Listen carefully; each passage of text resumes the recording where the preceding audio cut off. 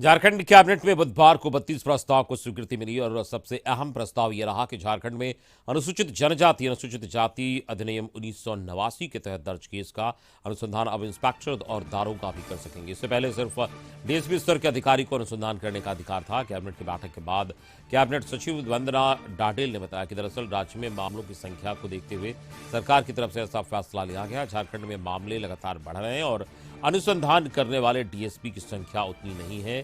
अनुसंधान जल्द किया जा सके। इसके अलावा जो कैबिनेट में फैसले लिए गए वो Jharkhand women's Asian champions trophy और विभिन्न त्योहारों में विधि व्यवस्था के लिए खरीदे गए 12 वाहनों के लिए झारखंड आकस्मिकता निधि से 2.26 करोड़ की स्वीकृति दी गई।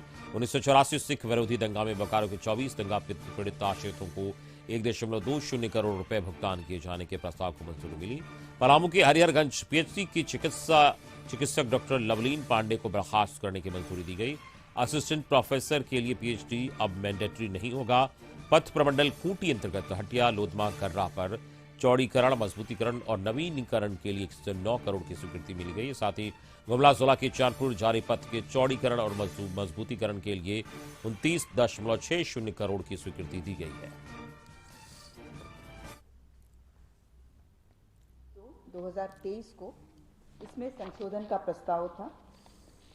इसमें आज मंत्रिपरिषद की बैठक में कुल 32 प्रस्तावों पर चर्चा हुई और स्वीकृति प्रदान की गई।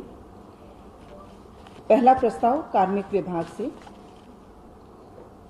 झारखंड राज्य के न्यायिक सेवा के पदाधिकारियों को एसीपी की स्वीकृति में 1 वर्ष से अधिक विलंब की स्थिति में एसीपी के बकाया राशि की निकासी के समय प्रत्येक वर्ष के लिए एक अतिरिक्त वेतन वृद्धि किए जाने की स्वीकृति के संबंध में झारखंड राज्य अंतर्गत अनुसूचित जाति एवं अनुसूचित जनजाति अधिनियम के तहत दायर वादों के अनुसंधान हेतु पुलिस उपाधीक्षक से न्यून पुलिस निरीक्षक, पुलिस अवर निरीक्षक स्तर के पदाधिकारियों को भी प्राधिकृत। राजधानी रांची के पुराने विधानसभा स्थित झारखंड मुक्ति मोर्चा के बोरियो विधायक लोबिन हेम्ब्रम ने प्रेस वार्ता के जरिए झारखंड के मूल निवासियों का मुद्दा उठाया।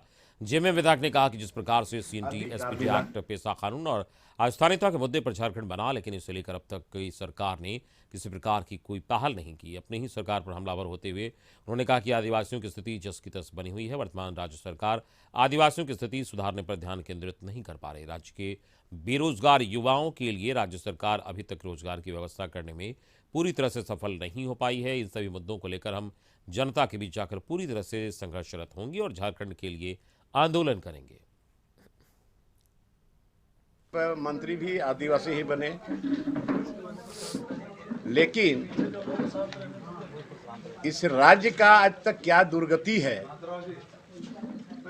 आज यहाँ के रहने वाले लोगों को समझ में आ रहा है। तो ये 23 साल होने के बाद भी अगर यहाँ के लोगों का अगर जमीन नहीं बची,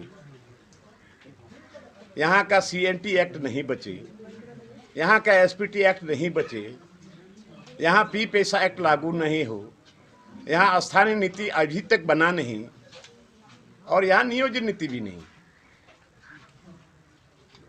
सीधी सीधी बात है। आज यहाँ के लोगों के लिए राज्य अलग हुआ,